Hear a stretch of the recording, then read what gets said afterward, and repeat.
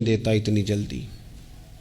بہت ساری سزائیں رب نے روک دی ہیں، قیامت کو دی جائیں گی۔ اللہ تعالیٰ سب سزاؤں سے ہی ہمیں محفوظ فرمائے، لیکن فرمایا والدین کی نافرمانی ایسا جرم ہے جس کی دنیا میں بھی سزا ملتی ہے، دنیا میں یہ طے ہے۔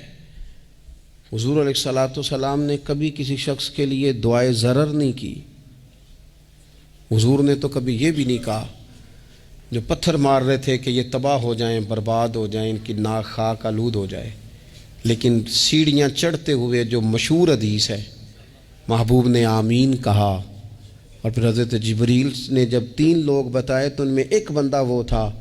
حضرت جبریل امین عرض کرنے لگے، یا رسول اللہ صلی اللہ تعالیٰ علیہ وسلم، جس نے اپنے ماں باپ دونوں یا کسی ایک کو بڑھاپے میں پایا اور پھر ان کی خدمت کر کے جنت حاصل نہ کر سکا، اس کی ناک